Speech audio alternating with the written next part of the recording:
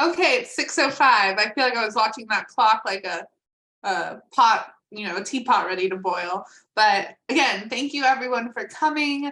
We have, 5 or 6 people, I think, here from the community. I'm just so thankful that you decided to spend your Thursday evening with us. I know it's hard, there's commitments, so we're so appreciative. My name's Natasha Opfel.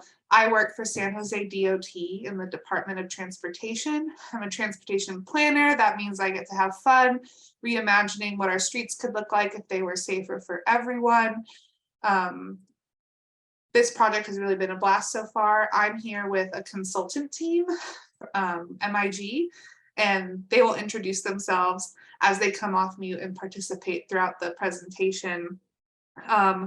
This presentation is about King Road, and luckily enough, all of it, all the way from Berryessa Station in the north down to Silver Creek and Capitol Expressway in the south. We have received money to do this planning effort. We're so excited to re-envision with you, kind of what can King Road be if it's truly safe and enjoyable to use for everybody. Next slide. So on this slide, we have an agenda. Welcome and introductions will go first. We'll go through some housekeeping and some instructions about how to participate tonight. We have different ways that people can engage with us. We're really excited to try these out. We'll talk a little bit more about what the plan is and what it covers. And then we'll share with you what we've learned so far. We've been talking to other people out there along the corridor. This morning we're out there with a table. We've gone to neighborhood associations. It's been really fun. So we'll share a little bit about that. And then we'll work together to come up with, what is our vision as this group and what are our goals for King Road. Then we'll talk a little bit more about next steps. So we are using Zoom, and we know that different people have different ways of engaging with Zoom. You might be using it on your phone, on a tablet, but we hope that this is not, you've used Zoom before. If this is your first Zoom meeting, please, raise your hand, wave around, do whatever you can, and we'll pull you off mute to ask your question. But we have here an example of what the different toolbars on the bottom of the screen look like. There is a chat feature, the little comic book speech bubble where you can type in questions. We'll be answering questions throughout the whole presentation as well as reading them out loud. So if you type your question in there, we'll still bring it up. We have the mute and unmute feature, which is the microphone. We have everyone muted right now, but when we open up for questions, we will allow people to speak up. There is a raise your hand feature, which I know it's not the easiest for everyone to use. Mine is in reactions where there's a smiley face, and you click that and then you click raise hand. If you're on a phone, it is *9 to raise your hand. And you can also, if you have, on mobile or an iPad, I think, tablet, it's just the raise hand as it's shown on this screen. Again, if you're having any trouble, or could we go back really quickly? If you're having any trouble with this, please just type in the chat that you're having trouble. We can work with you that way. Or when we get to questions, turn on your camera, raise your hand, flag us down. We'll do whatever we can to accommodate people's needs. Next. We'll also be using this tool called Mentimeter. It is quite fun to use, but we understand that not everybody has the ability to have a different window open. I like to use it with my phone while I'm on my computer, but it's a way to do some really cool live polling, almost like a game show. So we have a QR code here, which you can scan, or you can type in this link. We'll also put it in the chat. You can click the link, and it's a way to, we'll ask a question will pop up on your screen, and you can click your answers, type in your answers, and they'll show up in the presentation. So it's pretty fun. If you have trouble with this, if you don't want to use this, that is fine. We'll ask the question out loud. You can type your response in the chat, or we'll open it up for people to come off mute if they'd like to share. You can raise your hand, or we'll just be watching for people to flag us down. Next. So this is a virtual space that we're all sharing. So there are just some ground rules we'd like everyone to be mindful of. Please be respectful of others' opinions. We have a lot of different people in the space. Different people have different ideas, different wants, different needs. Let's just, make space to hear everybody and respect their, ideas. We'll try to answer all the questions we can, but some we might need to follow up with later. We can make a different meeting that you and I can meet one-on-one, or we can pull the right person in and answer over email. We're really flexible. We want to get to the bottom of stuff. Please use the Zoom chat feature if you are able to ask questions real time and provide comments real time. We know that it can be hard, maybe holding on to your idea. So please do that, or take them on a piece of paper, and when you come off mute, ask them. And then please remember that this is just one community meeting. We will have way more opportunities to engage with us. So we might not cover everything, but it's just one glimpse at this project at this point in time. Next. So King Road is a 6-mile corridor, like I mentioned. This is not a way that I usually look at King Road. I usually look at it north and south, but this is the only way it fit on the screen. We have Berryessa to the north and Capitol Expressway to the south. This plan will look at all of it. We're really excited. This is the first time we've, as a city, planned for King Road in its entirety. Oh, one more thing I just remembered. Closed captioning is available in this presentation. You can click it at the bottom of your screen. We have it in English. We have also the option to have captioning in Spanish if you need that language accessibility, or Vietnamese. It is auto translating, so it's not the best, but if you need that additional support, you can click that. Sorry, I just wanted to mention that. So next. So here's our first time to try Mentimeter. I'm really excited to see if you guys are open to it. If it flops and we don't use it. But I'd love to know, what is everyone's relationship to King Road? Why are you interested in it?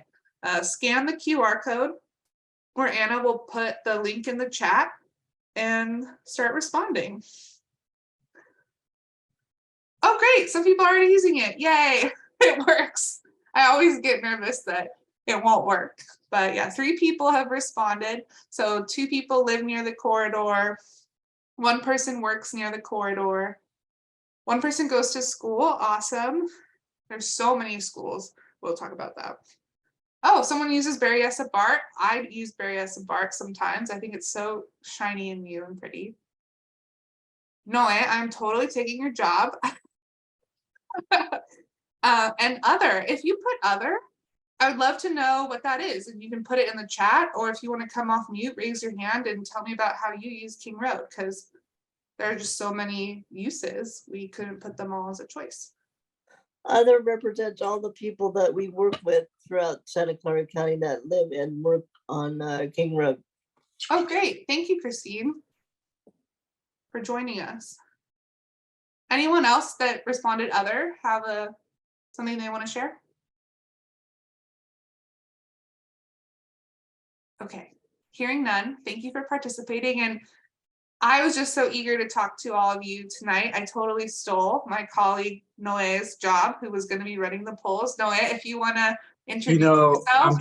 I'm just going to quit right here. You're doing a great job. It's fine. You took my job, but it's okay. So I'll take this next one. Okay, so here, hi everyone. My name is Noe Noyola. I'm working with Natasha in the city. I work with MIG. We have several MIG staffers here.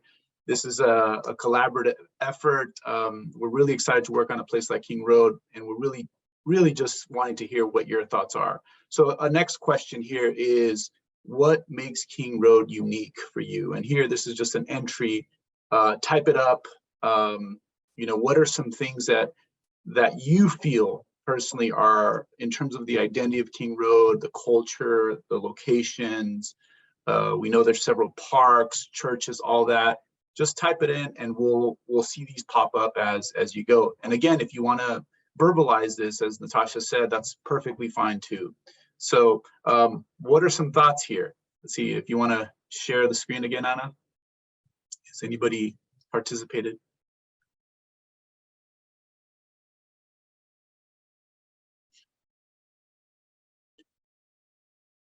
long road, historic, absolutely. We've heard all about the Salsipuedes days and the days of the wetlands.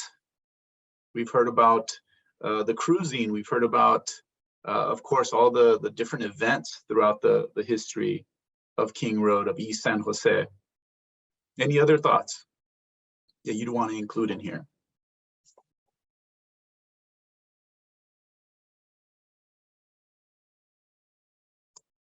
There you go. Traffic. Yes. The amount of traffic we've actually heard, and we're going to get right into that as well, trying to understand how you sort of make it so that traffic isn't so overwhelming. We're all interested in that.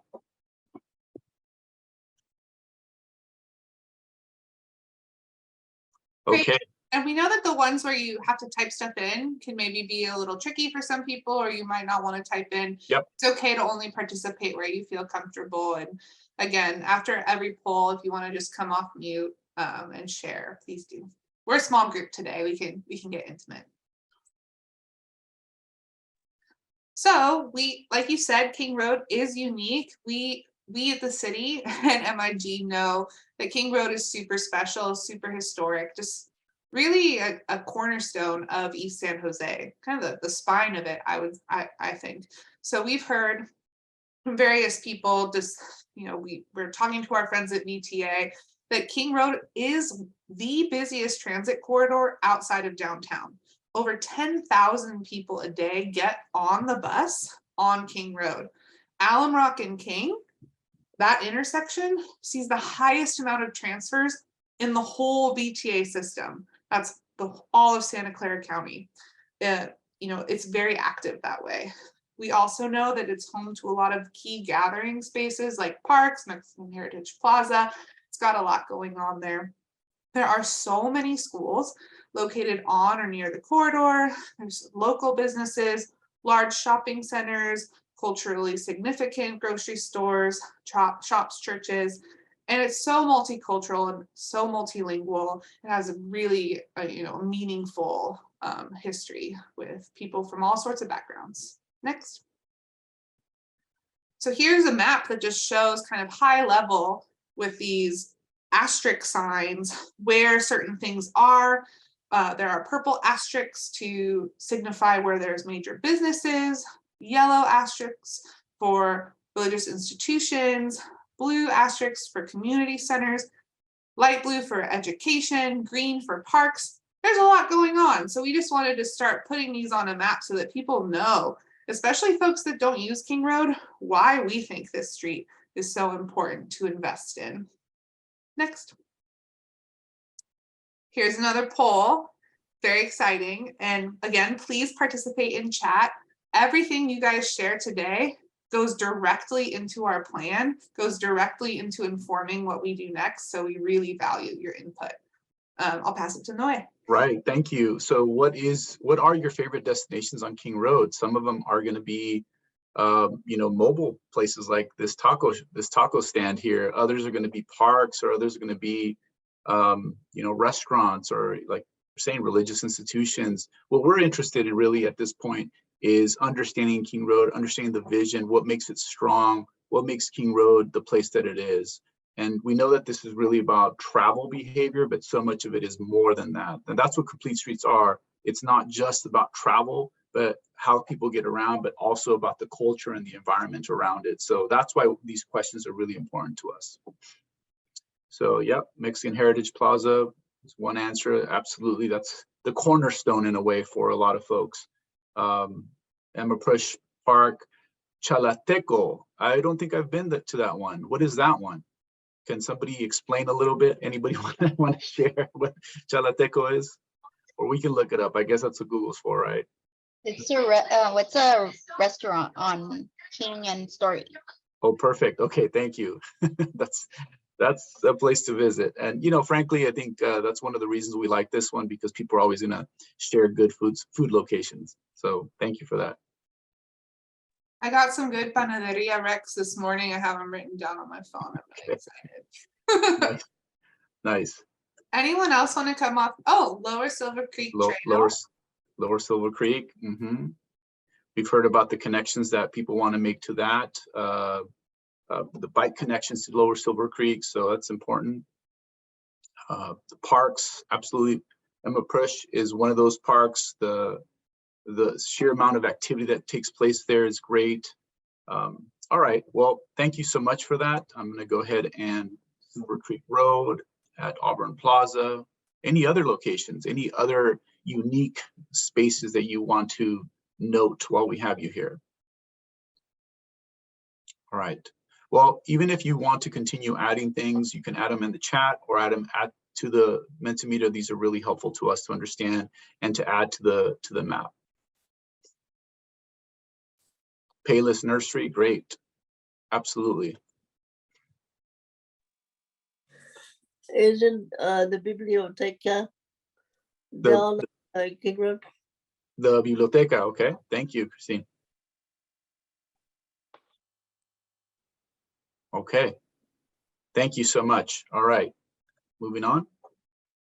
So one of the most important things that we're looking at King Road for, the reason that we know that it needs change and it needs change now, is that it is just not a safe street when you think about traffic safety.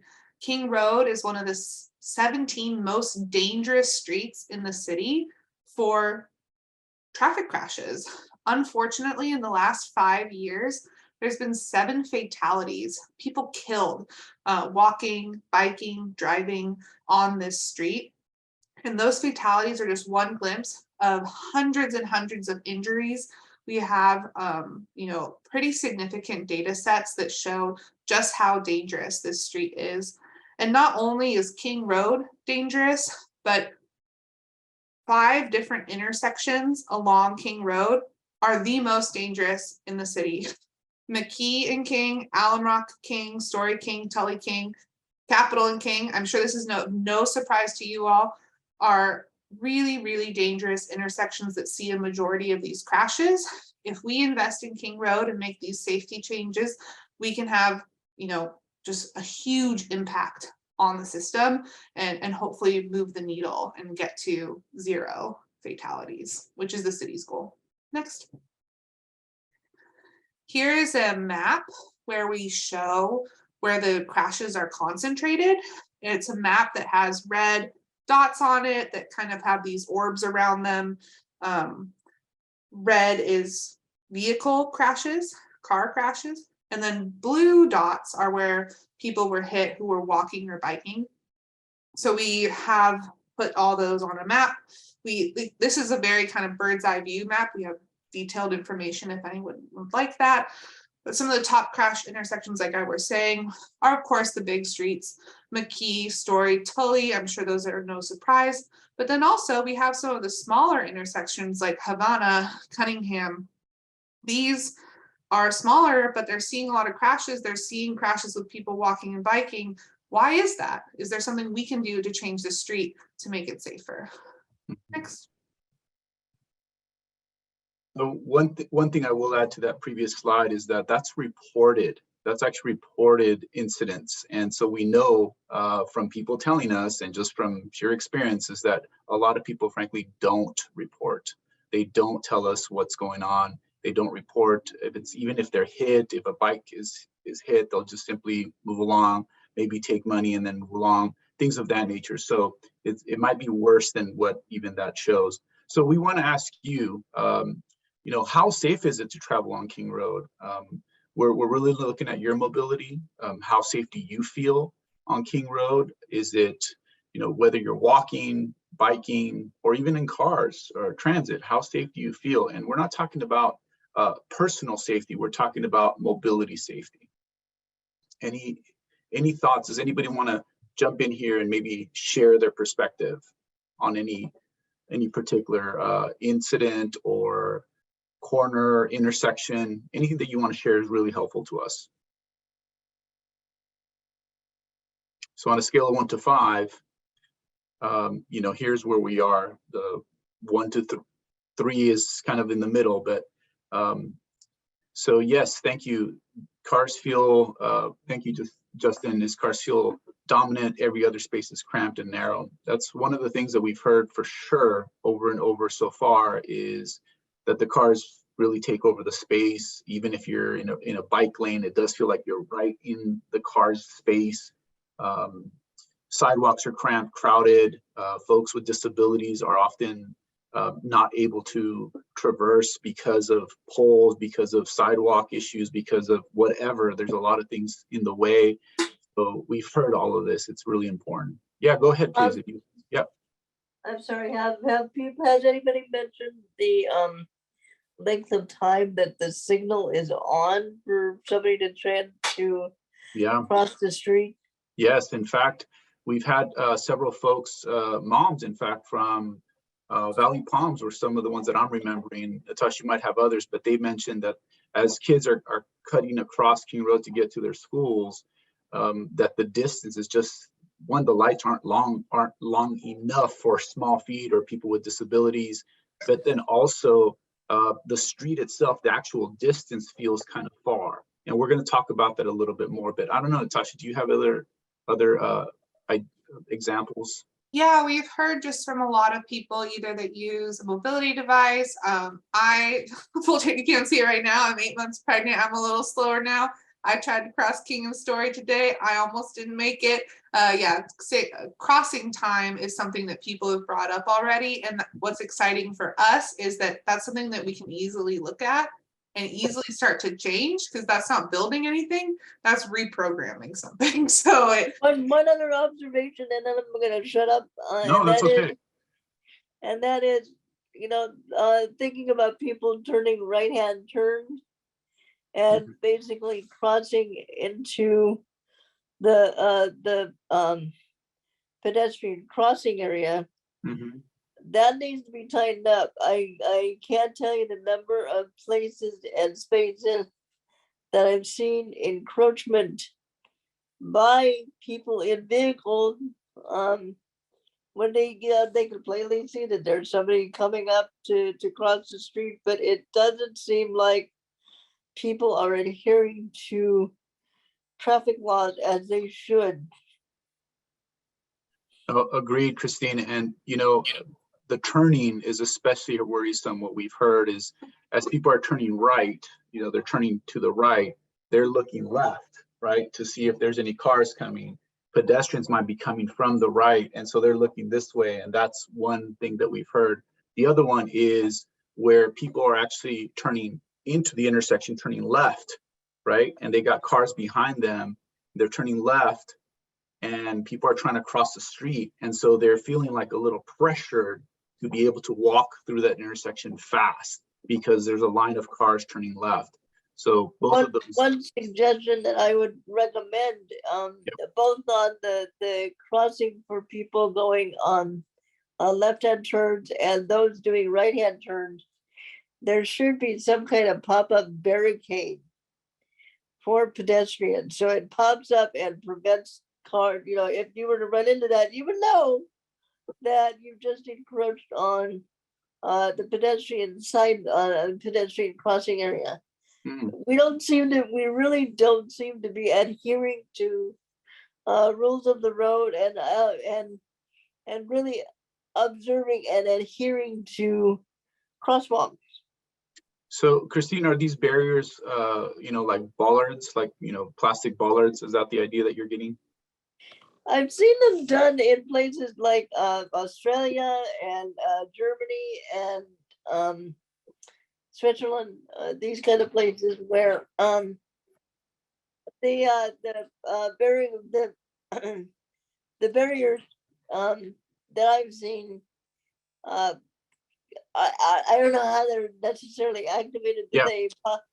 they pop up, and it's basically like looking at sort of a reverse of a crossing arm from a railroad. It pops up from the ground instead of coming down, but at the entire length of the pedestrian corridor is blocked. Okay. like a parking garage arm or something. We can, I think we have to get creative with our solutions, and I'm excited that you're sharing examples from different countries, we'll definitely look into it. Thank you, Christine. They're very similar, but not quite. Yeah, exactly. Uh-huh. Yeah, so there's a lot of good examples internationally. Right. Justin, did you want to share anything? I feel like your comment just, was important as far as the cars feeling so dominant. Anything that you want to share or add to that, Justin? Thanks for checking in. I feel like you guys have done a lot already and have gathered and connected a lot with people. So I'm almost hesitant to just say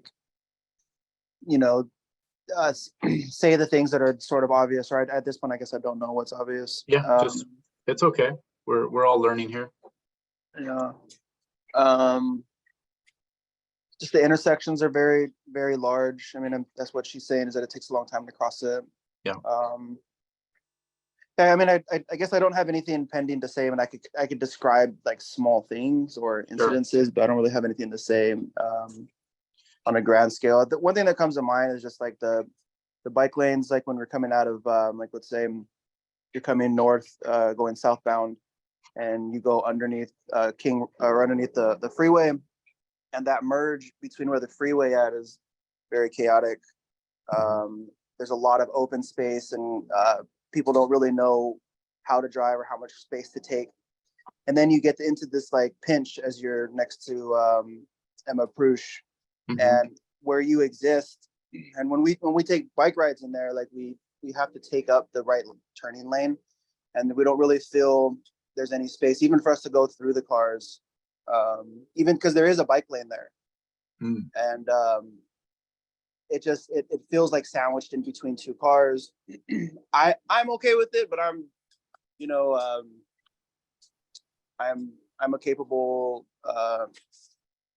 fearless person, I guess, right? So that doesn't feel comfortable, but I could see how things like that, and there's just certain areas where you just get kind of left out in the middle of the road. And it feels very vulnerable, even if you are in the bike lane and people are there. There's not a lot of light on the street in certain places. So I know that that's good. That's there. And I guess now that I'm on a kind of a rant, other things are too, is that there's these large gaps of boring walks, or like empty space, and they feel desolate even as you're walking. Like, so when you walk by the golf course, that feels very alone, or like very out there and hidden.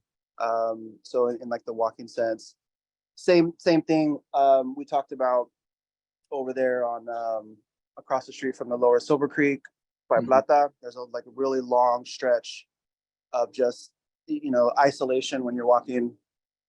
And I know there's a couple on the south side by the nursery, but I visually identify them in my head. No worries. Thank you for that, Justin. It's super helpful just to get the actual experience of perspective from you of users. But you're right, the kind of long boring stretches, bikes feeling cramped, car dominance, kind of insecure, a little bit just, it's just not easy. It's not encouraging me to walk or ride my bike if that's what I'm, wanting to do. But thank you. We're going to get more into that.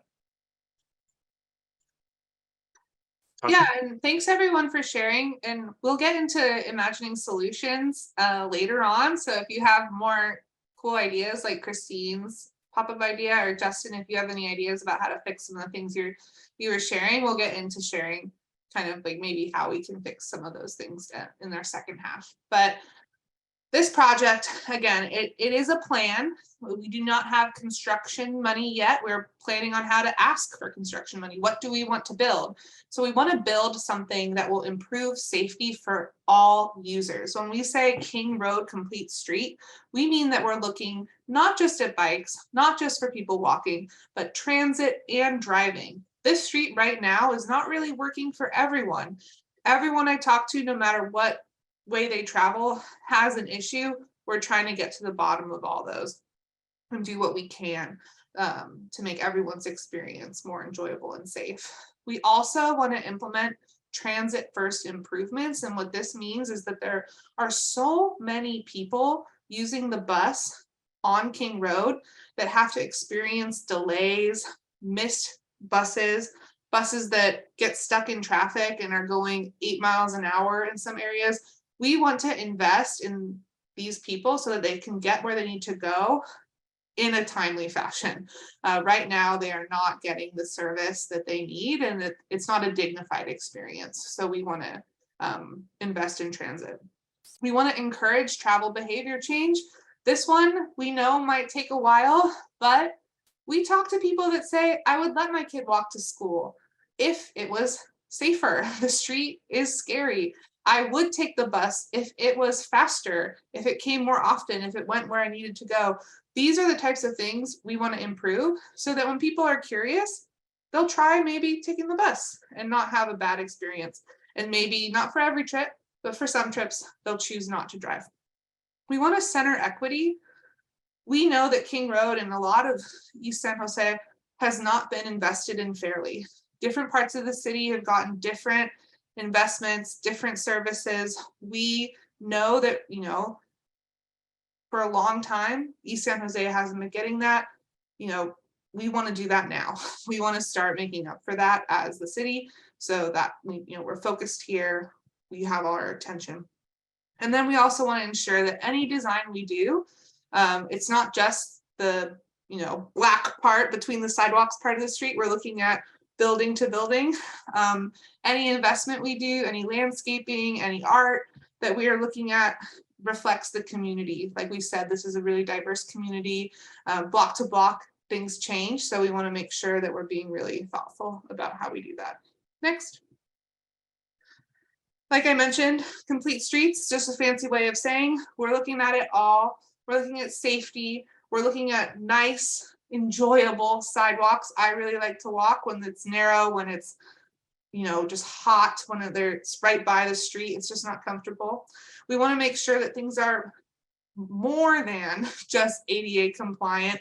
We want to make sure that there are curb ramps, that there are clear crosswalks, that there's enough time to cross, that there are accessible signals that have sounds or that have tactile buzzing so that people who are blind or low vision can use them. So also low stress bike facilities. We'd like more protection for our cyclists. We have to get creative. It's not going to be a one size fits all solution. So what do those look like? We want better transit stops. A lot of people on King Road and throughout the city are waiting for the bus just next to a pole. No place to sit, no shelter from the sun or rain, no information about when the bus is coming. We know we can do better. So we're looking at that.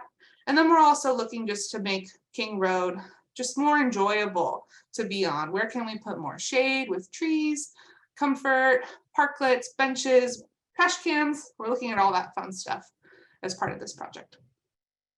Next. So what have we learned so far? What have we been doing? Next. We have 4 phases of engagement. A lot of the time people are like, hey, you didn't talk to us. I'm only hearing about this at the end. We did not want that to happen as much as we could with this project. So from winter to right now, we've been in this visioning and needs process where we're just talking to people high level. If you could have anything you wanted on King Road, what would that be? What are your big problems with King Road? Let's just start talking baseline. What can we do to make it better? We're going to collect those types of things through this period and start attaching it to the data that we're collecting, all the nitty gritty boring stuff like how many cars are using the street, where are the crosswalks, how far apart are the bus stops. We're looking at all of that to make sure that our understanding of King Road is as up to date as possible. One of the observations that I would like to make is I've noticed that King Road is very barren of trees, of live plants. It's barren. Yeah, there are a lot of areas where it's just sun, concrete, wire fence. And then Yep. there are some blocks where there's tons of trees. It's unique in that way. Thank you for sharing that, Christine. And we also have 3 other phases. So we have emerging designs. We're going to take all that we learned in this part And we're not just going to come up with one design. We're going to come up with 3 different designs that start to address all the things all the needs we heard. And then people will start to pick and choose what they like from one, what they hate about the other, collaging them together into a preferred design that more people can get behind. We'll bring it back to the community. Meetings like this, we'll be on the street talking to people, we'll be at neighborhood associations. And then we'll draft a plan that not only shares that design, but shares how we're going to get it funded, built, and when. So we're really excited that we not only just have the pretty picture, but we have a game plan to make it happen. Next. So, like I mentioned, we have a big toolbox of how we're going to talk to people. We've met with community leaders. Some of those people are here today. Thank you for talking to us, where we sat and had long conversations about just sharing their institutional knowledge, their histories and relationships with King Road. We learned so much. We're doing surveys in different languages, walk audits, where we actually walk the road with people with clipboards and look at what can change, what people are dealing with. We have community workshops such as this one. We'll be in person sometimes, we'll be on Zoom other times. We want to give people options. We're having these listening sessions, we call them, where we don't have an agenda. We're just opening up the floor and talking about King Road and what can be done. And then we're also joining additional events. There's a lot of stuff already going on. We know that people are busy. Why don't we just meet people where they already are? So we'll be going to things like Viva Parks, National Night Out, events at Mexican Heritage Plaza. If you have an event that you want us to come to, we'd love to come. So please email me or put it in the chat and we can figure something out. Next. Some people are very right about this, but the city is planning all the time. Some people are like, Natasha, I don't want another plan. You guys always come and ask me, what I think, and I've told you what I think, and I'm over it. And that is a very valid feeling. And I want to acknowledge that. King Road, parts of it have been included in various different plans. We have Vision Zero, we have our citywide transportation plan, our bike plan, our urban villages. Little bits and pieces of King have been looked at here and there. This is the first time we're looking at all of it, and we're not ignoring the work we've done already. We're folding all of that in as part of our initial recommendation, our initial research. So we're not reinventing the wheel here. We're taking everything in our library, everything in our database, and bringing that in with us at the ground level. So yeah, we're not starting from scratch. We're not pretending like we're starting from nowhere. Next. So here we're getting into some of the things that came up in these initial tablings, these initial interviews. Some of you have talked about this today. There are parts of King Road, one of the most major corridors in the city, that just don't have sidewalks. There's some images on the left, one of which when you're approaching McKee, one up by the Bridge Berryessa station. And then on the right, Christine, what you were sharing, just a lot of areas that are very barren. It's just a 3-foot sidewalk, very standard for the 80s, and a fence, and you're just walking in the sun. Next. And we have knowledge of where these gaps in the sidewalk network are. MIG and our data friends have been looking at, where are these sidewalks worse than others on the corridor. In red, we have existing sidewalks that are what we call non-standard. These are below ADA recommendations. They are too skinny, not accessible, not comfortable. They need help. So the red is where that is. Yellow is the sidewalk might be fine or it might be awesome. It's just better than the baseline need. And then black, mostly in the north part of the corridor, is where we're lacking sidewalk. Next. Christine, again, beating us to the punch. We've heard it takes a long time to cross the street. Here are different images of different intersections. Some have countdown signals where it tells you how many seconds you have left. Others, you're just guessing. So we know that these intersections are big, they're long, they're full of cracks. They take a long time. So we need to give more people time to cross. Next. There's also infrequent crosswalks. A lot of people that we've talked to are like, I see a lot of people jaywalking or I have to walk all the way down 3 blocks to get to a signalized crosswalk. They are far apart from each other. And some of them are also missing legs. You can only cross on maybe the north side, not the south side. And we know that this is not accessible for people. It's not comfortable. It adds time to people that are already walking very far to get to where they need to. One observation that I would like to make, and that it's not strictly to King Road, but I have seen it on King Road, where the freeway goes underneath, and you have an overpass, and so you have a crossing where an off-ramp is. That slope to go from one side of that crosswalk, if you would, to the other side at that off-ramp at times can be very tricky because of the particular placement of the sidewalk itself. So it angles to a certain degree, and therefore you get a sharp drop off compared to others.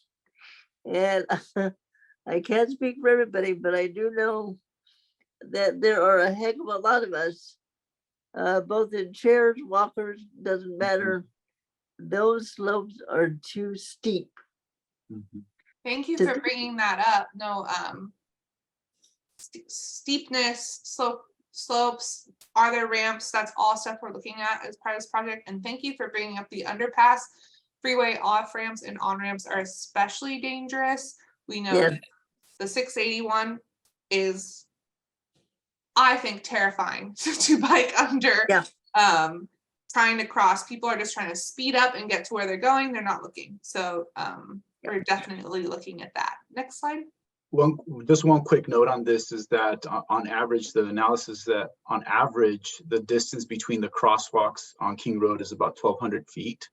And in some instances, it's like over 2,000 feet apart. So this is much, much longer than the city standard, which I believe is 300 feet. So just a little note. We do have another quick poll for you. Do you currently walk on King Road?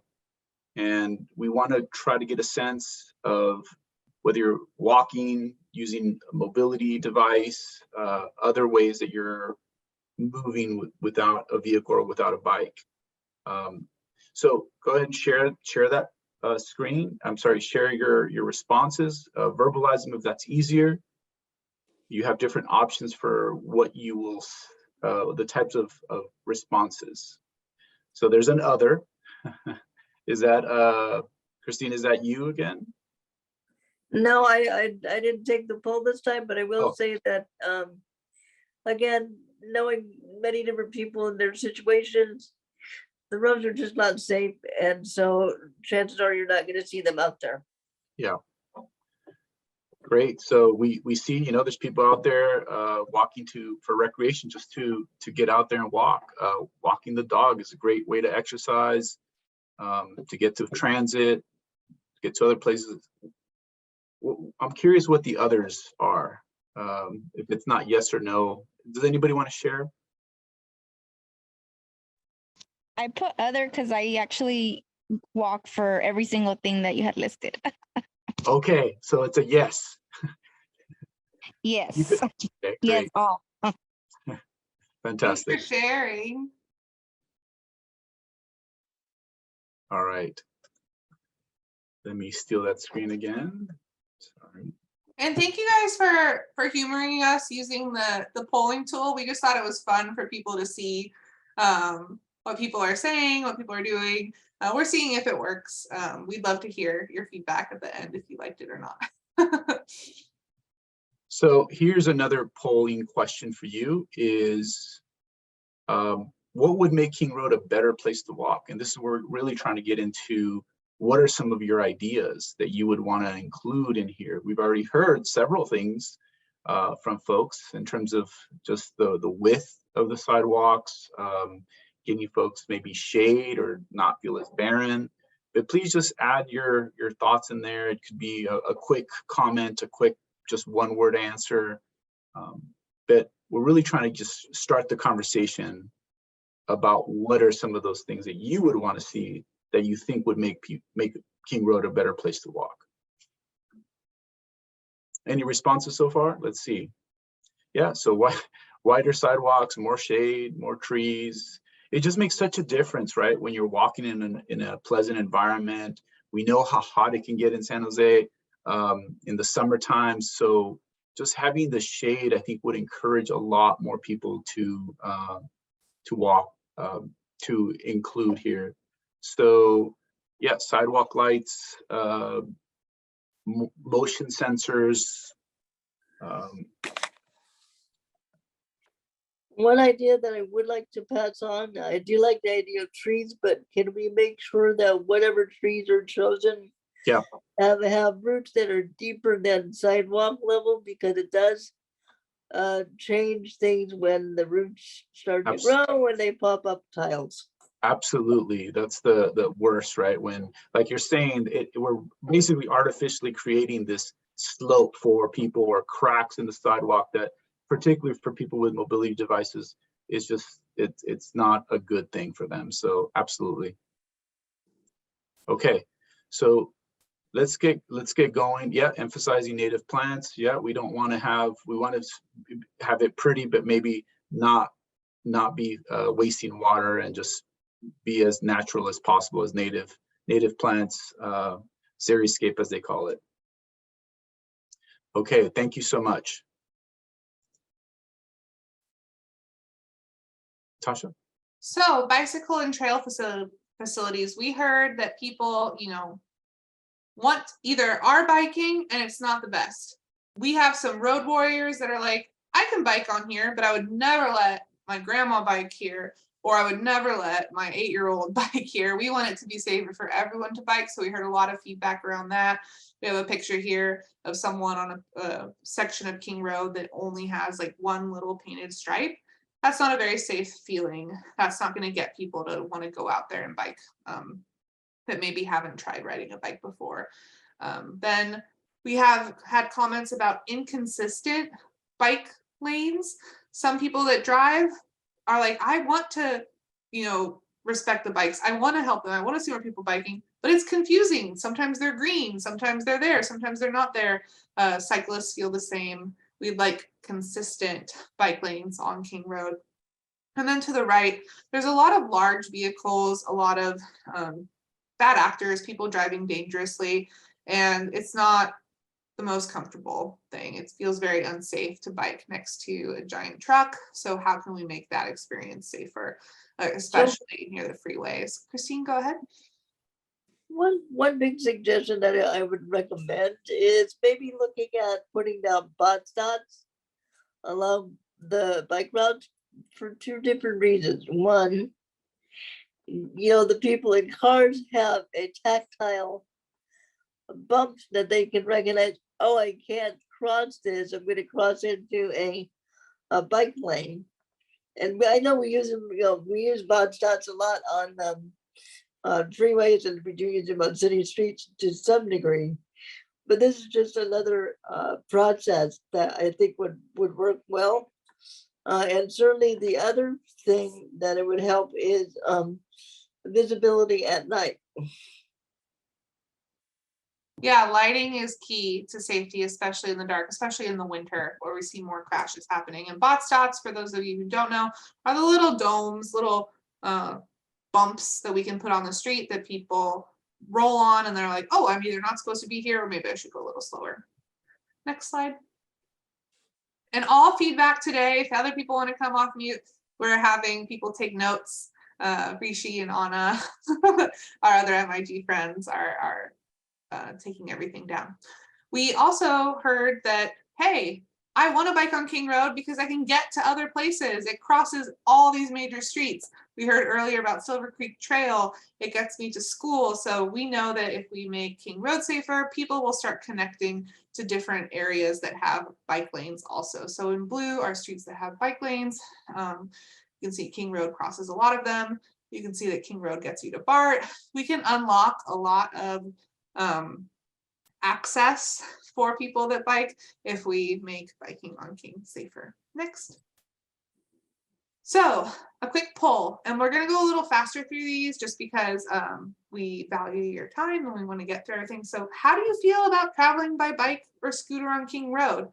Whether you do, you want to, you would never, we want to hear your opinion. Mhm.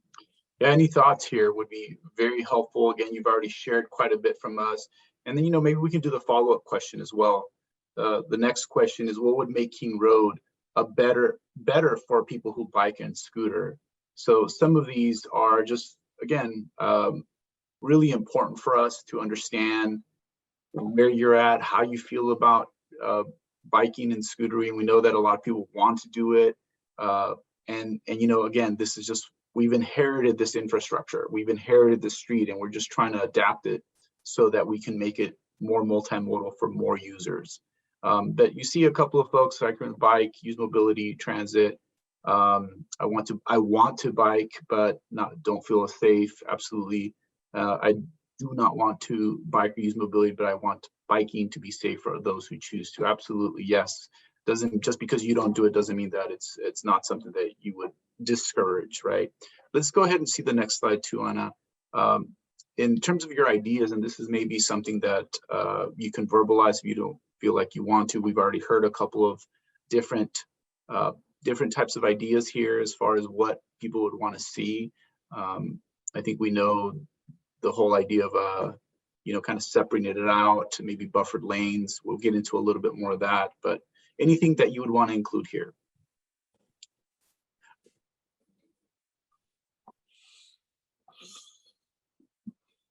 One thing that we've heard in this instance for people who bike and scooter is of course, the separation from cars has been important, but also the barriers. And it's not even just this, it's the barriers in terms of like the twigs falling on the ground, the branches, people reserving their parking spaces, that they actually double park on the bike lanes and things of that nature. So we're well aware of some of the things that we need to address, and those are important. Anyway, we can keep going.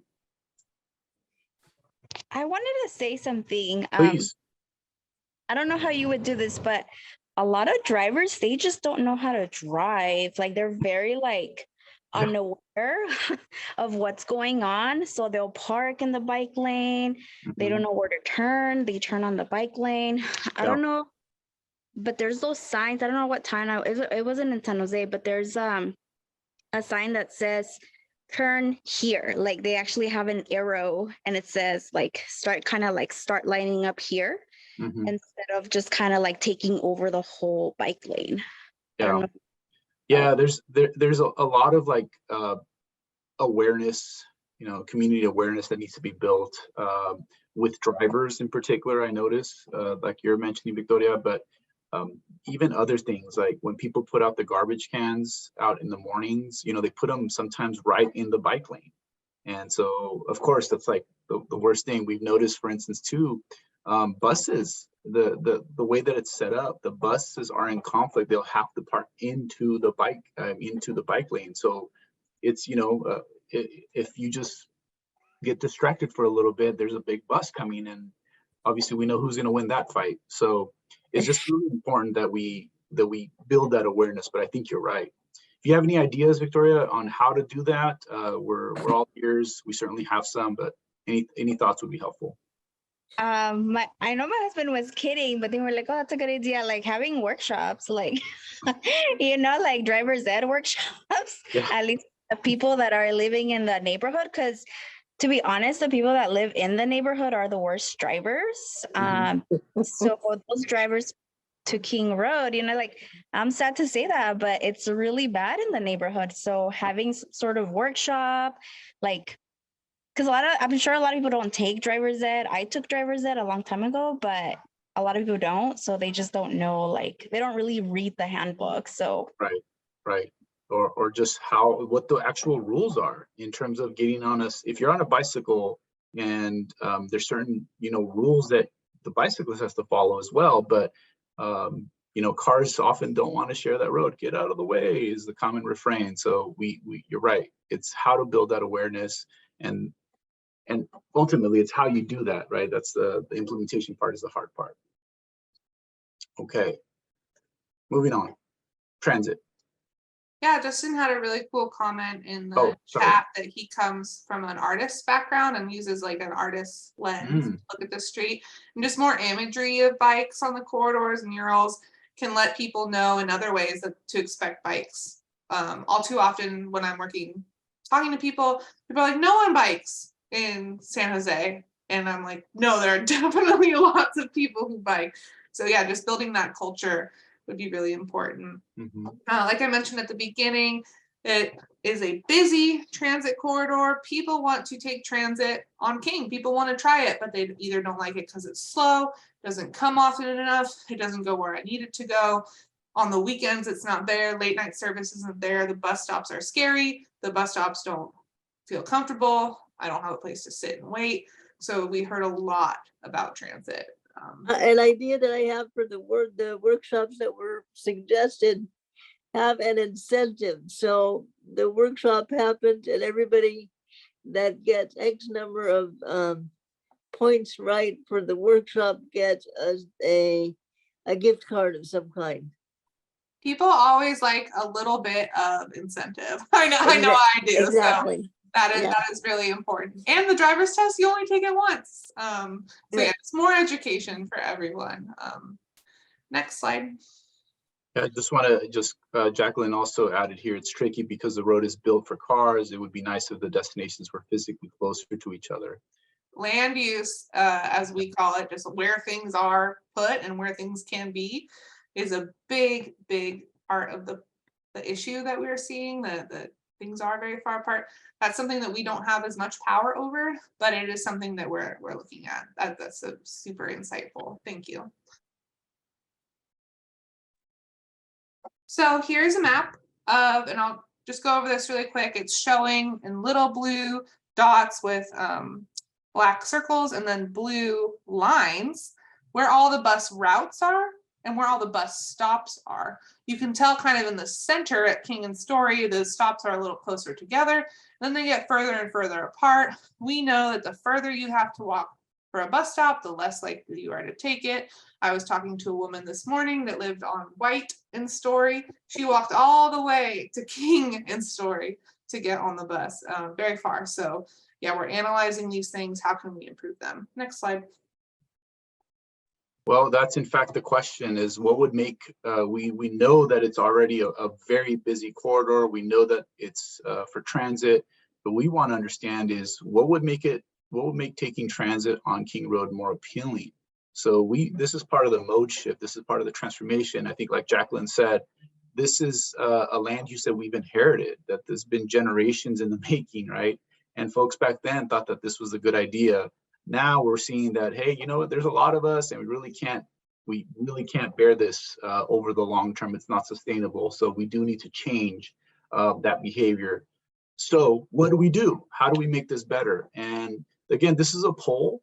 So if you'd like to just add anything or verbalize something, we're happy to just talk through this. We don't have to use the poll, in fact, but it's just another way to really see what people are thinking. What would you do to get people to ride transit more? I have some ideas. Can I share them? Any thoughts?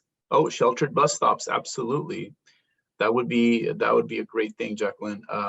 Everything, right? All of the above. Faster transit, better routes, more options, cheap or free transit, more frequent. I think that's the one that I find personally frustrating, is that it's just so infrequent. It takes so long to get somewhere that's really not that far. And most of that time is just waiting. So you have to catch the bus at the right time. Otherwise, you're just out of luck. Better routes. Yep. Well, one observation that I'd like to make is that, you know, when King Road originated, I guess you could say, the valley was mostly orchard. Yeah. So the long stretches of nothing equal former orchards. And I know that you're not in charge of land use and all this kind of stuff. However, if small industrial sized firms, for whatever it is, would find themselves on King Road, that would help any number of people, blue collar workers, a lot, since that's a major corridor that folks live near or around. Mhm, mhm. Yeah, the And- relation, yeah, go ahead, please, Victoria, go ahead. I was gonna say something else. You couldn't finish the thought. No, I think Christine was done. Go ahead, please. Yeah, go ahead. Yeah, I don't feel unsafe, but I know that I've talked to a lot of people that say that they won't get on the bus because they feel unsafe Mhm, because of all the homeless. mhm. That's super, a valid feeling, and that's something, so, we're looking at ways we can change the street or the sidewalk to accommodate the bus, but all feedback that we get today will also go to VTA, who are partnering with us on this project, and we can think about personal safety stuff, because that's something we have to talk about, because it's a very real feeling that people have. But I think that this, the amenities, right? Like Jacqueline, the sheltered bus stops, just the shade, nobody wants to wait like out in the sun, waiting for this, waiting for a bus, or, just feeling, again, just in the middle of traffic with maybe poor air quality, dust, emissions, all that in there. So absolutely, that's really important. Please enter any other thoughts that you have here into the chat. Okay. So we also did hear, and we've been talking about biking, walking a lot in the bus, but there are very real traffic concerns.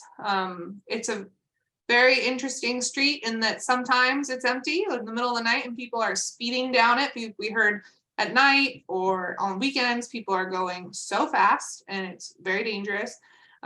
Then at sometimes like school pickup, it's so much traffic. It creates dangerous situations where people are doing risky behavior, pulling in and out, double parking, queuing up to get into a school parking lot and causing backup. So there's also parking issues.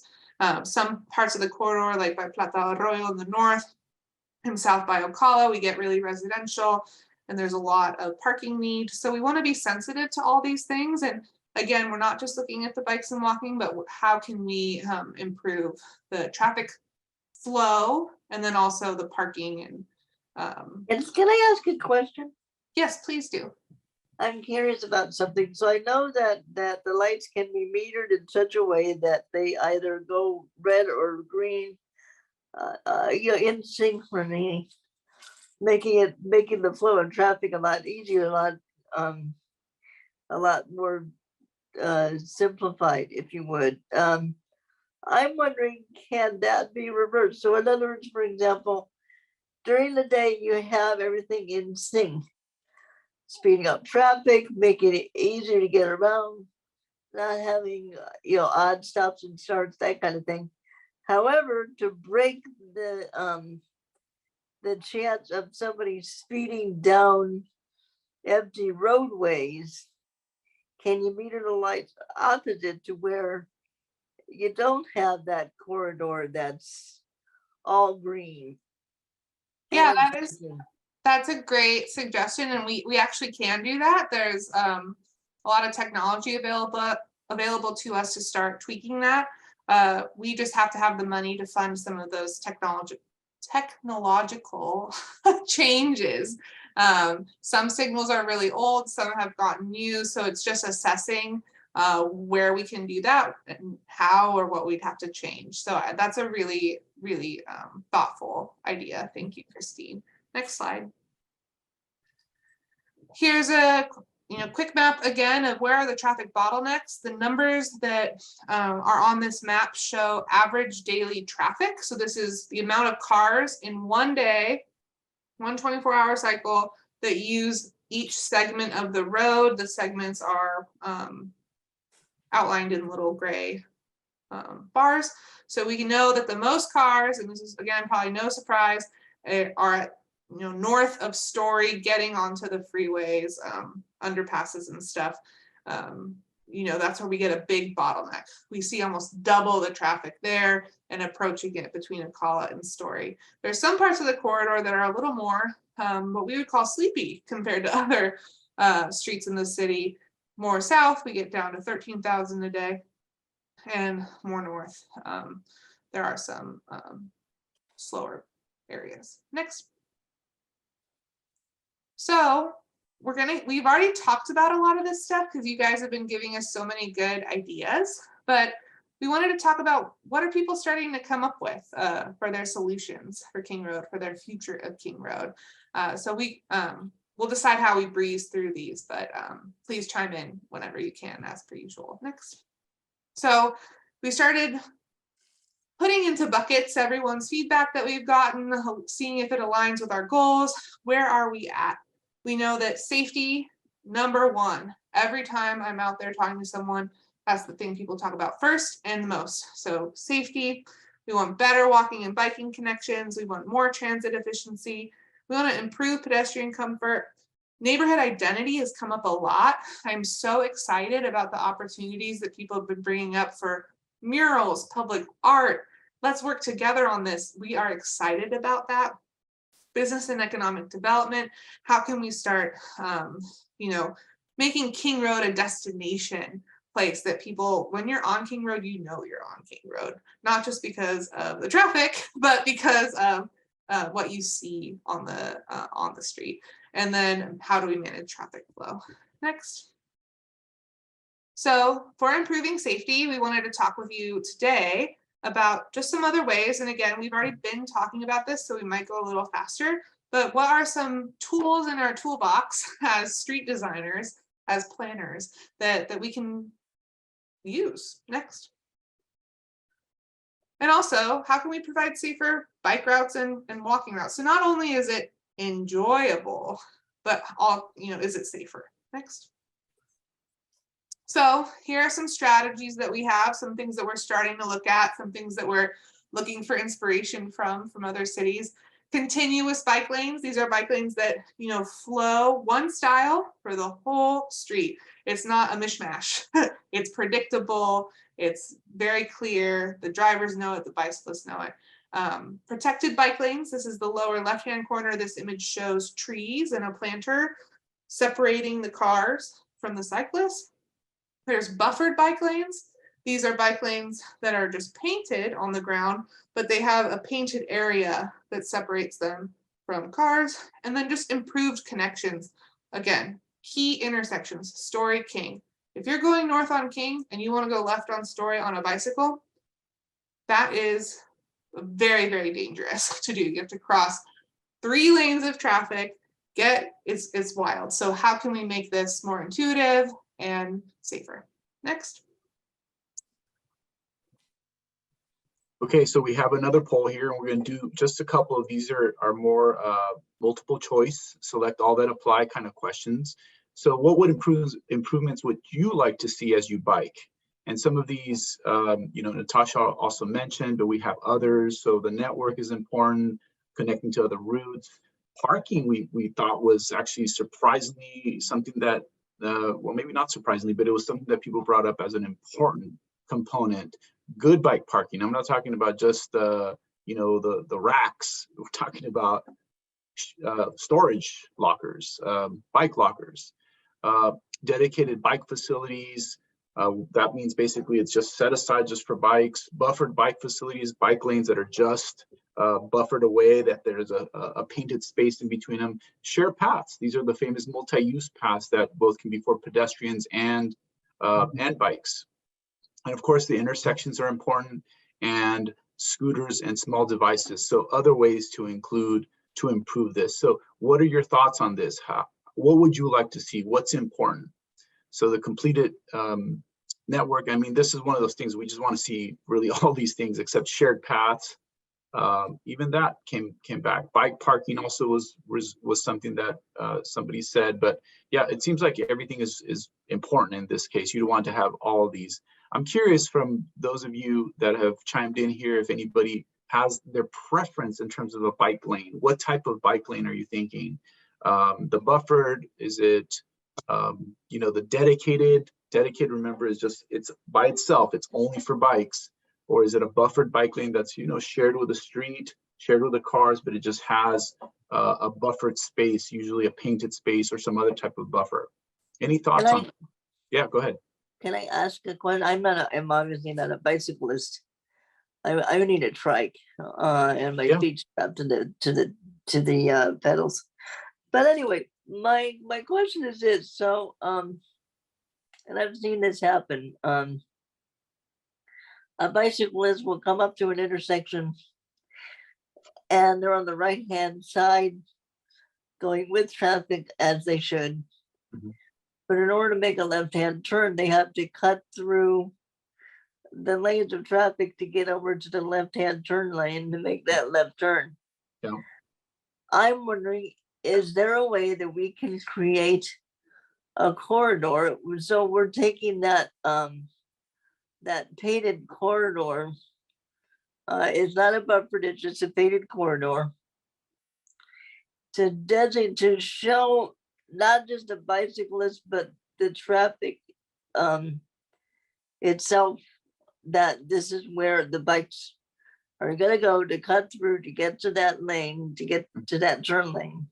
Yeah, though, that is, again, Christine, thank you for all your thoughtful comments, and there are examples, especially using that green paint that more and more cities are trying to Yeah, utilize, of showing it kind of, that shows where bikes could go. And if it's a really popular left-hand bike turn, they'll show, certain cities will show it kind of moving diagonally and right. getting to the left. That is not always the safest, especially, I'm always thinking about kids biking or where I'd let my little nephews bike. And there are other things, like it's called a turn box, where you can do a 2-stage left. There's creative solutions for this. So we're gonna be looking at those for King for sure. But what you brought up does exist. Not in San Jose that I've seen yet. Actually, there's one for a trail connection. I can't remember now, but yeah, those do exist. Mhm. Oh, and Victoria asked in the chat, can you describe dedicated bike facilities? So this, I mean, you can call it a lot of things, but this is just a lane that is just for bikes, separated by something, poles, parked cars, planters that, only bikes can use. And when we say a shared path, these are like paths where people walking and biking share it. There's no lane, so that's what we mean. Does that clarify it a bit, Victoria? Yes, it does. Okay. And then I don't know if it goes here, but one of the things that when we do our bike event, bikes are broken, so there's nowhere to take our bikes that are broken. So if I'm biking more, I would want like a repair shop or that is not across town so that I can take my bike to get fixed. Mhm. That's huge. I've gotten stuck with a flat on San Antonio and near Jackson, and I didn't know where to go. That it's real. It's hard. Then I'm rolling it to a bus. There are also, I've seen a couple of stations, basically repair stations with some minimal basic tools, including air and a wrench, or even the Allen wrenches of things like that, it's probably not for everyone, but certainly in a pinch, those kinds of facilities work. I also want to point out here, Jacqueline avoids the roads with heavy traffic because of exhaust and dust. And I totally understand that the noise is tough. As we move forward, though, remember, exhaust is eventually, hopefully, going to be removed from our freeways, from our cars, from our roads. Electric vehicles are more and more going to be out there. And so we're getting to that transition. Just something to think about, that we're not just thinking about today, but we're thinking about the future, the next generation, and how that's going to be. But agree. I'm also not a fan of. Oh, and we have a special guest to talk about that too. We do. We certainly do. So we can move along. I know people are probably getting dinner time. So here's just some of those pedestrian strategies. We have, pedestrian safety can be really simple. Just improved crosswalks. Paint them bright, paint them bold, make the cars wait far away from them. Let's just get them better.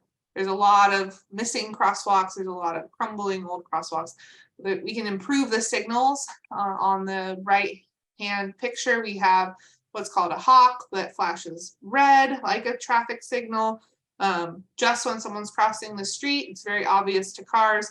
We have new crosswalks again. People shared, or I think it was Noah earlier, that the crosswalks are very far apart. In order to make them safer, let's add new, safer, nice crosswalks in between the ones that already exist to make more safe crossing opportunities. And then improve signage. I have been to places like the example in this photo where there's just lots of maps, lots of information where you can find a coffee shop, where is the hospital, where is there a bike shop? Just more information for people walking. Next. So again, on this vein of improving comfort for pedestrians, sure, we can make it safer, but is it comfortable? San Jose gets hot, San Jose gets rainy. How can we make it enjoyable to walk? Next. So again, different strategies that we're looking at. Wider sidewalks. If you recall the map I showed earlier showing that there's a lot of King Road that is narrow, too narrow for ADA standards. So that's again a baseline width for people that use mobility devices to feel comfortable on. More trees with shade. Again, people feel like it's barren, it's hot. Pedestrian scale lighting. Most of the lighting that exists in San Jose is for cars. It's very high up lights, very bright, pointed at the street, not at the sidewalk. This improves if we invest in pedestrian scale lighting, when it's lower, it illuminates the sidewalk and the crosswalks. We're not only making it safer because people can see each other, cars can see people walking, it's also personal safety. I hate walking on a dark sidewalk. I hate walking under a dark overpass. Let's light it up. And then of course, more seats and benches. If you need to take a break, if you need to tie your shoe, is there a place to do that? Is there a trash can where you can throw your coffee cup away? Next. So we have another, go ahead. No, you go. So we have another poll, and based on just what you heard from Natasha explain, the pedestrian side, the sidewalks, especially, I was just thinking about the underpass at 680 and how just, you know, how dark it is. It's just such a barrier. But here again, we're just really looking at your ideas. What are the things that you want? Select all that apply.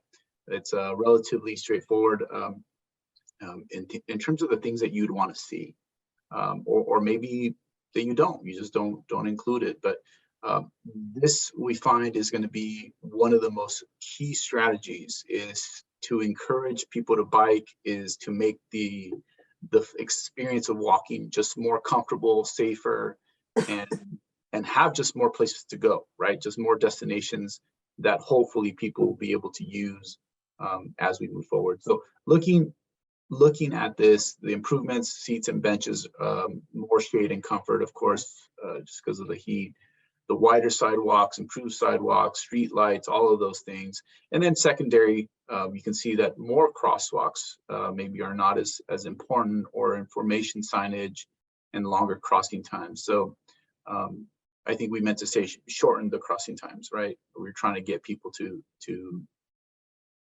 use the crosswalks that are there, but more safely with less time. This is exciting. This is the first time 5 people have taken the poll. Yay. Thank you. Excellent. Thank you for that. All right, moving forward. So again, we are hearing about improved transit for all the reasons I mentioned before. A lot of people are taking the bus. Let's make it better for them. And also, if the bus isn't good enough, people aren't going to start taking it if they have been curious. So next slide. Here are just some different transit strategies. Improving the stops. This is a pretty good shelter example. It has information, upgrading stuff. New stops, so where they're far apart, is there any we can add so they're closer together, people can get to them easy? Can we make more buses happen?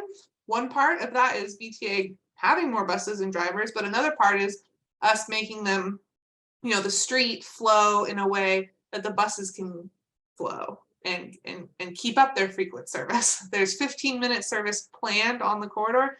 It gets stuck and it gets delayed, things happen. Then bus lanes. So you know, we have the traditional bus lane that's in this image. You paint one lane either red or just that says bus only, that lets the bus pass traffic. There are other ways that we can do this without taking up a whole lane, and we'll share more of those as we get further into the design process. So it's not one size fits all. Next. Okay, so we have another just very quick poll. We'll do it. What would you like to see? What types of improvements? The shelters, stops, routes, bus only lanes. So just go ahead and respond to that. And this is another really important strategy for us to just make sure that people feel that they can ride. And how are we feeling on that? You can select all that apply. Are there any other strategies? We've already mentioned a few in terms of just maybe getting people to use transit with free transit or, you know, discounted transit. We mentioned the whole issue of not feeling safe, more frequent service. All of those things are important. But I think here we see that more frequent service in the covered shelters. Did you have something to add? Yeah, I went to San Diego the other day, and all the kids ride free on the bus. Right. Mm-hmm. So I thought that was really cool, because then you're not thinking like, oh, do I have to pay for this one or that one or whatever. And it was like only a quarter less for adults. It was like $2.25, and here's $2.50. But I thought, you know, the kids get to ride free, so I think that would make it more appealing. Yeah, no, absolutely. And I think during COVID, there was some free service. And I recall that even the state government was considering providing free transit for a year, but then it didn't pass. I thought that would have been pretty awesome to see how, in terms of an experiment, see how that would have turned out, but you know, it didn't happen. At any rate, thank you for that. That's fantastic. We appreciate that. Okay, moving forward, we know it's getting late. So for improving the flow of traffic, next slide, we have different strategies, and people have spoken a little bit about this, so we can get to the poll pretty quickly, but we can improve the signals. We can put new signals. There's some intersections where there are no signals. We can manage speed, so slowing down people when they're turning with different designs. And then we can manage flow with medians. Sometimes people taking a left at where there's not a signal can back up traffic. Sometimes medians can improve safety, so we're looking at this. Next. Also, we want to enhance the environment. We want things to look pretty. Also, with all the rain we saw this year, where is that water going? We can be more sustainable and make King Road more beautiful with putting more permeable, or where the water can go through the pavement, rain gardens, bioswales, planted medians, just more green stuff. Next. And then we want to celebrate neighborhood identity. Again, King Road, so historic, so important to the history of San Jose. How can we make it look like that? Justin brought up the importance of art and creating place and culture. So how can we invest in that?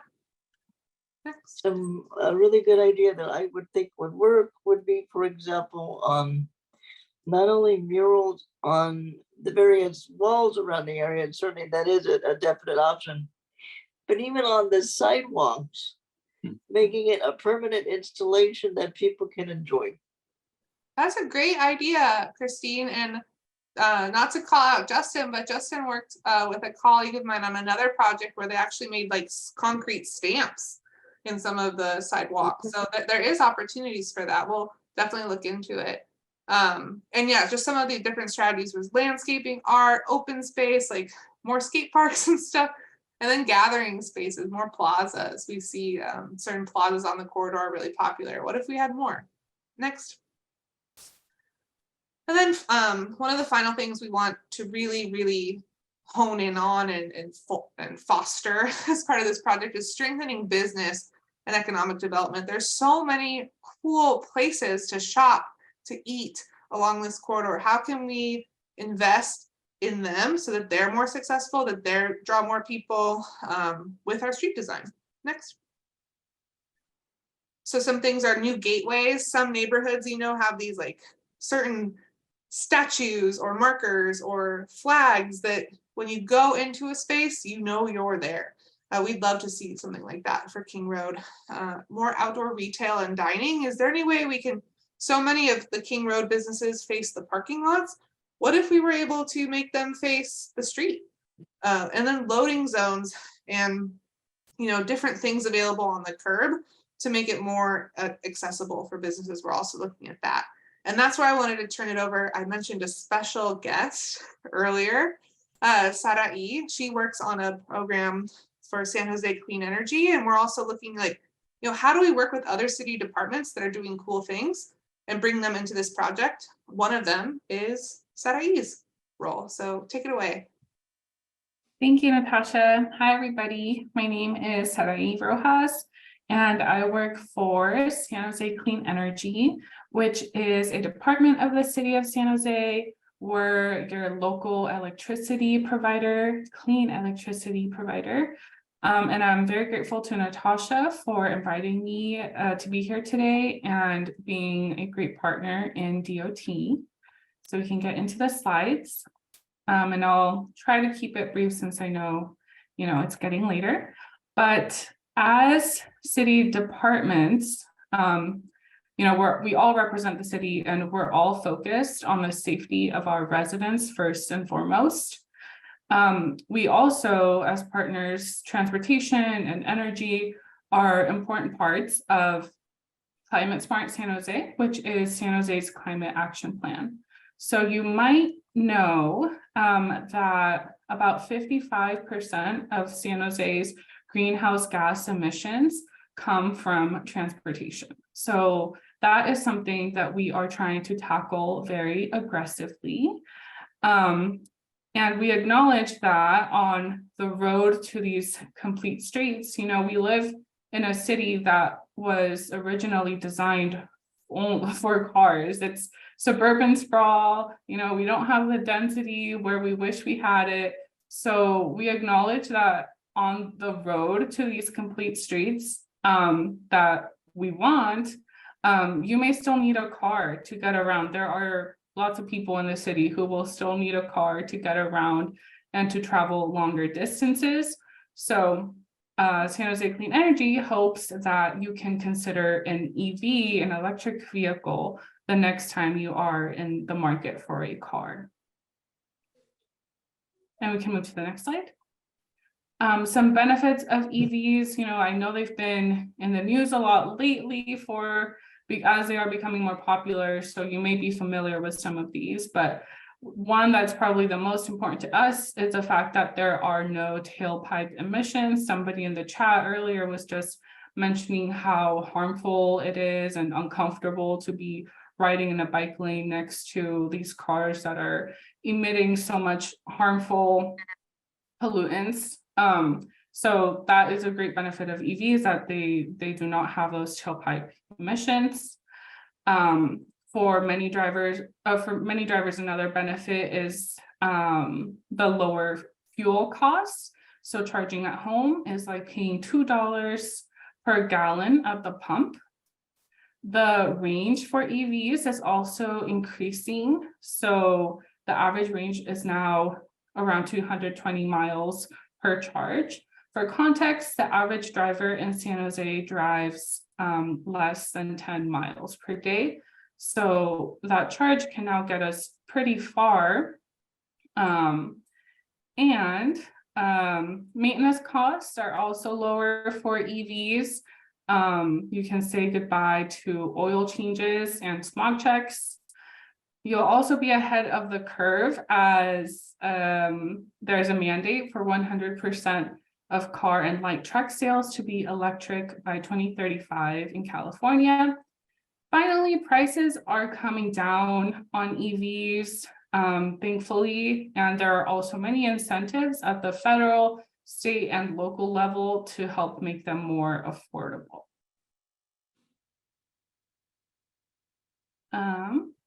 Moving on, we're working to add more public EV chargers in San Jose because, if all of these benefits are sounding pretty good to you, we don't want lack of easy charging to be the reason that you don't consider an EV. So some apartment dwellers or renters might not have that easily available at home. So we're working to add more charging infrastructure. We already have many chargers on the way. We're working to double the number of chargers in San Jose. The map here on the screen shows all of these chargers that we already have in San Jose, and you can see that they're not very fairly distributed. They're more common in North San Jose, West San Jose, and Natasha talked at the beginning of this presentation that there's a history of not investing in our communities in an equitable way. We want to address that. We want to put more of these chargers on the east side, because we believe that there are people in the east side who would consider an EV if charging was more available for them.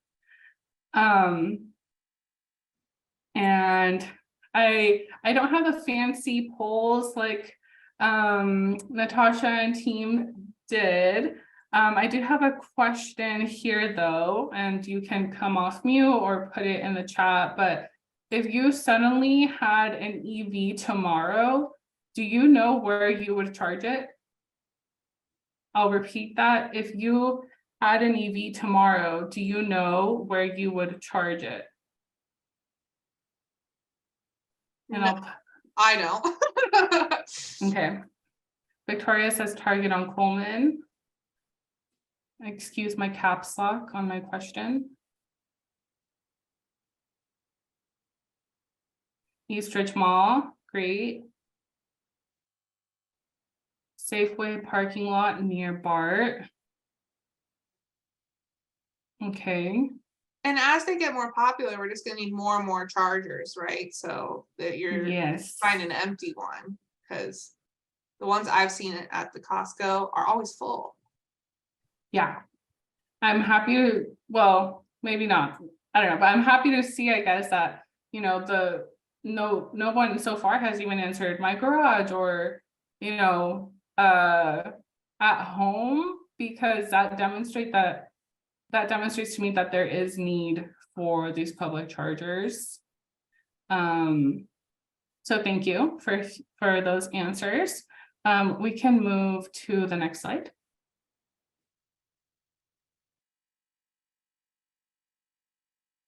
Thank you.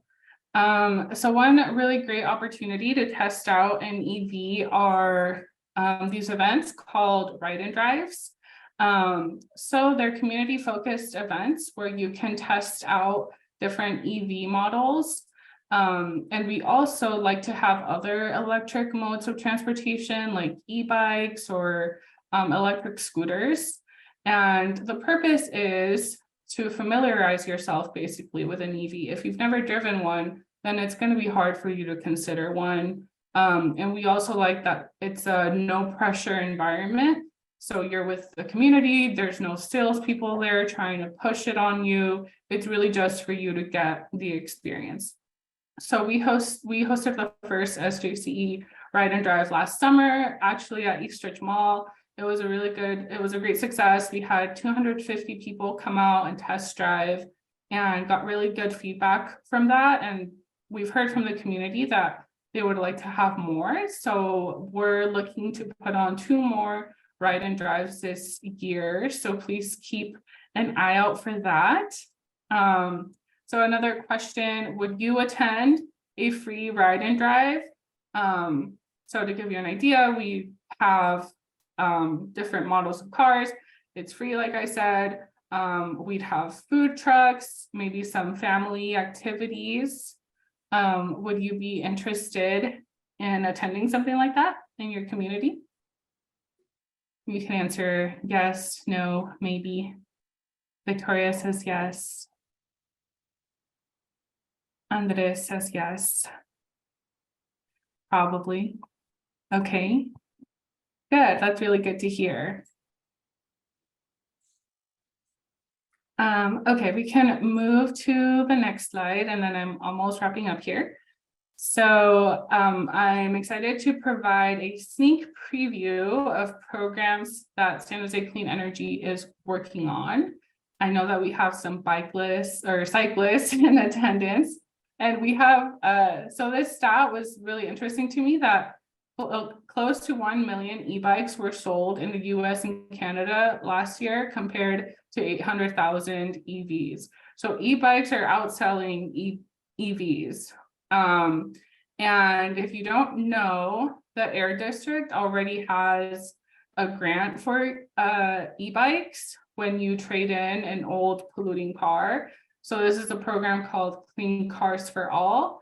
You trade in an old car and you can either get a grant for an EV, or you can choose to have money for to put on a Clipper card or to go toward an e-bike, which is really cool. You can visit our website to find more information on that, or once I'm done talking, I'm happy to drop a link.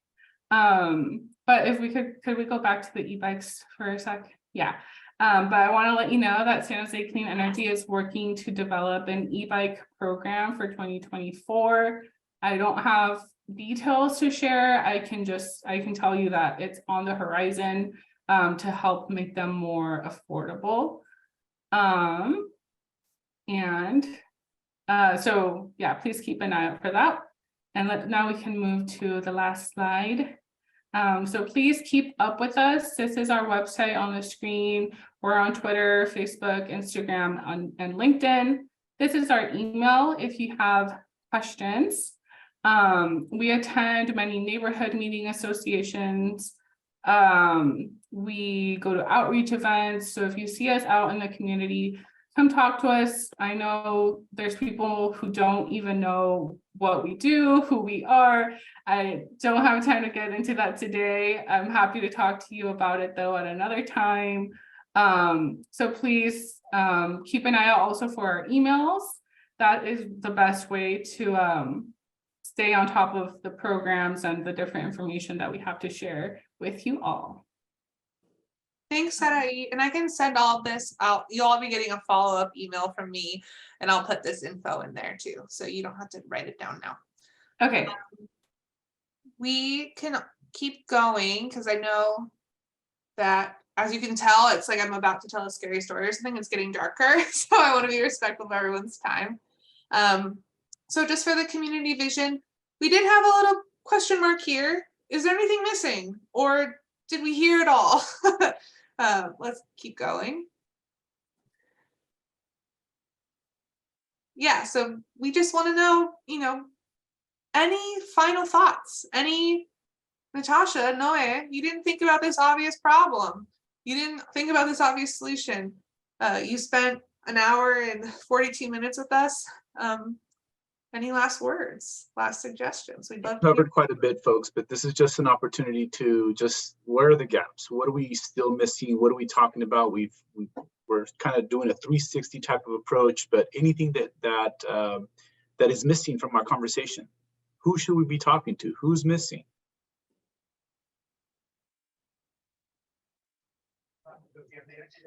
I don't know how you would include this, but you know how when you were showing the big street with all the cars at the intersections, just like, I don't know, like highlighting that the area that is with the most cars, it is a very overcrowded area. I happen to live in that area. There's 10,000 people within, the Overfelt area. So they're just overcrowded areas. I don't know how you would highlight that, but just knowing that there's a lot of people, so there's always going to be a lot of cars.